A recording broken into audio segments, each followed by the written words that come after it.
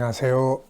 김성길 목사와 함께하는 예수님 이야기 제3단원 예수님의 성품교실. 이 시간에는 성품교실 26번째 제26회가 되겠습니다. 그리고 예수님의 성품은 제19번째가 되겠습니다. 예수님의 성품 19번째, 순종의 힘 기록입니다. 이 교재로는 제7장 예수님의 성품 배우기 4번째에서 하나, 둘, 셋, 넷. 자, 순종에 대해서 우리가 살펴보려고 합니다.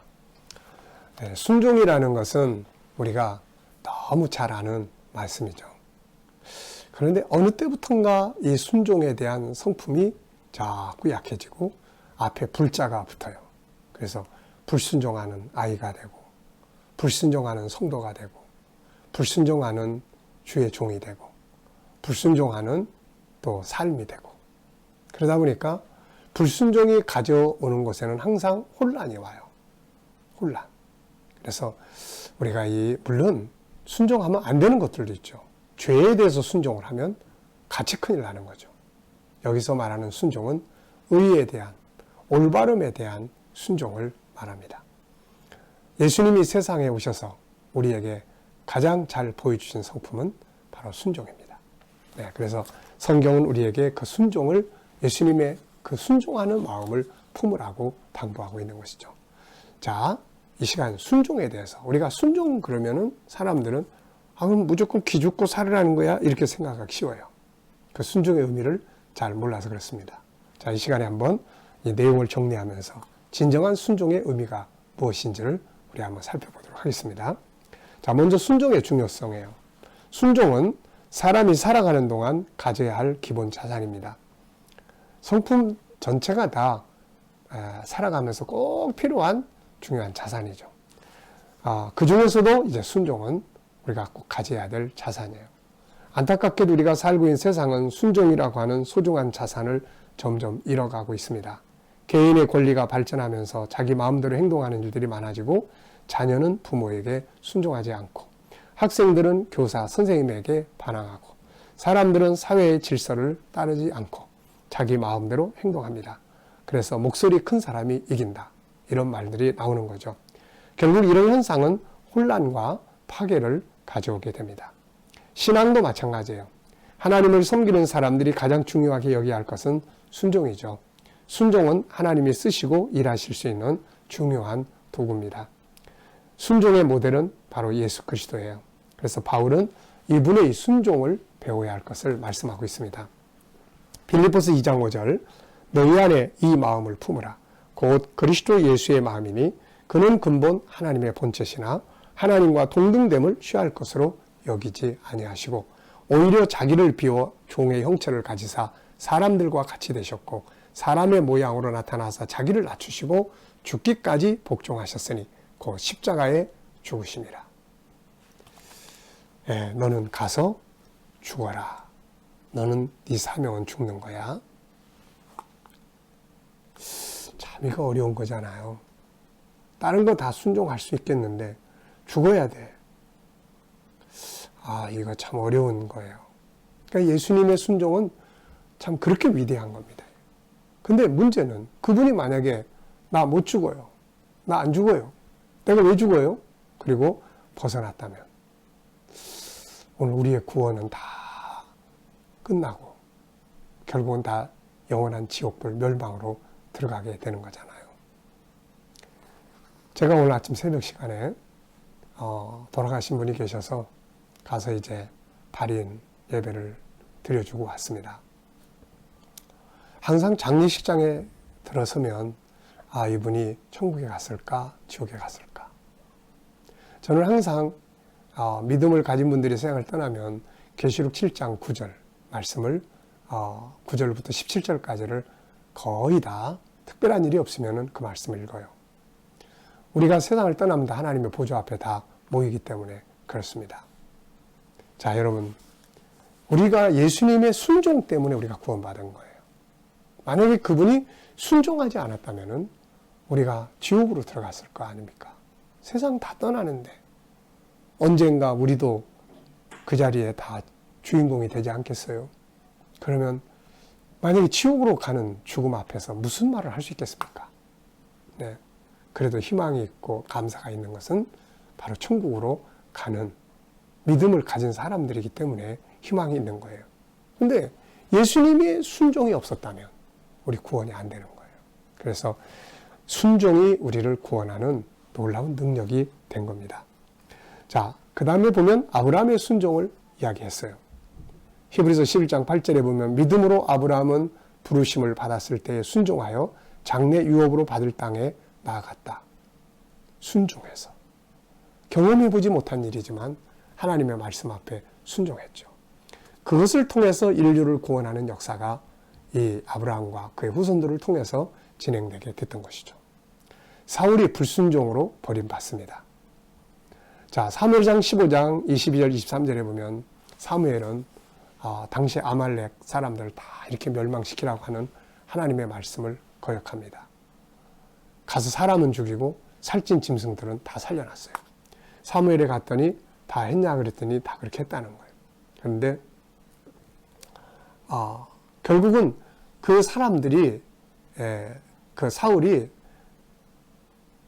자기의 어떤 이익을 추구하는 꾀를 부리는 거죠. 사람은 죽이고 살찐 짐승들 다 남겨놓고 그 소리가 들리는 거예요. 그래서 이게 무슨 소리냐 그랬더니 하나님께 제사 지내려고 핑계죠. 그래서 여기 보면 하나님께서 번제와 다른 제사를 그의 목소리를 청종하는 것보다 더 좋아하시겠습니까? 순종이 제사보다 낫고 듣는 것이 수양의 기름보다 낫습니다. 하나님은 순종하는 자를 쓰세요. 좀 부족하고 모자라고 그래도 순종하는 거예요. 순종은 하나님이 복을 주시고 사람을 쓰시고 그들 속에서 일하실 수 있는 축복된 성품입니다. 그럼에도 불구하고 많은 신앙인들이 하나님 앞에 그분의 말씀 앞에 그분이 세우신 질서 앞에 순종하지 않아요. 대신 자기들의 마음의 욕심을 채워줄 소리에 귀를 기울이고 자기들의 욕심대로 행동합니다. 갈수록 교회 안에 모임은 하나님이 없고 이벤트만 가득 채워지는 상황이 많이 벌어지고 있죠. 이 속에서 은혜의 역사는 사라지고 인간들의 냄새나는 모습만 나타나게 되죠. 신앙도 세상을 살아가는 것도 순종이 중요합니다. 순종은 행복과 성공을 가져오는 축복의 통로예요. 이것을 모델로 보여주신 분이 바로 예수님입니다. 그분은 죽기까지 하나님의 말씀 앞에 순종하셨죠. 그리고 하나님은 그를 가장 높은 자리에 앉히셨습니다. 순종은 승리와 성공의 비결이 되는 거죠.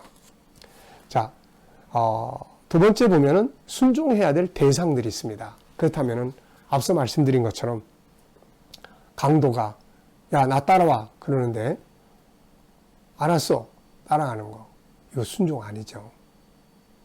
죄 짓는 일에 따라가 오라고 그러는데 그 따라가는 거 그거 순종 아니거든요. 그래서 우리가 순종을 해야 될 내용이 뭔지를 일단 좀 알아야 돼요. 우선 첫째는 하나님의 앞에 순종해야죠. 예수님 앞에, 성령님 앞에 그건 절대적으로 순종해야 됩니다. 네. 그 다음 두 번째는 말씀, 하나님의 말씀 앞에 순종하는 거죠. 아무리 원수가 있어도 원수 사랑해라. 그러면 그 말씀 앞에 알았습니다. 순종하는 거예요. 절대로 용서할 수 없지만 용서해라. 70번씩 7번이라도 용서해라. 그 말씀 앞에 순종하는 거예요. 힘들고 어렵지만 범사에 감사하라. 네, 알았습니다. 하나님 감사합니다. 순종하는 거예요. 성경은 이 말씀 앞에 다 순종하는 속에서 일이 벌어진 겁니다. 기적도 성령 체험도 다 그 순종 속에서 이루어진 거예요. 그 다음에는 부모님들, 어른들 앞에 우리 순종하는 습관을 길러야죠. 물론 때로는 부모님들의 말씀이 내 마음에 안 들 수도 있어요. 그러나 하나님이 세우신 창조의 질서니까 순종하는 거죠. 또 만들어진 질서들이 있습니다. 우리가 사회의 질서들 많이 있잖아요. 빨간불에 서고 파란불에 건너가고 또 도로 달릴 때 운전을 어떻게 해야 되고 이 질서 앞에 잘 지키는 것이 순종이에요. 그래서 질서 앞에 순종하고 가정에서도 부부지간에 아내와 남편이 서로 존중해야 되는 질서를 잘 순종하고 부모 자식 간에 서로 지켜야 될 질서 잘 순종하고 그러면은 행복이 오는 겁니다. 또 이런 것도 있어요. 어떤 상황이 벌어졌습니다. 이것을 저는 수용의 순종이다 이렇게 이야기를 합니다. 요셉이 어려운 일을 만났잖아요. 근데 그 노예로 팔려가서 그 힘들고 어려운 그 상황을 받아들여요. 이게 순종이에요.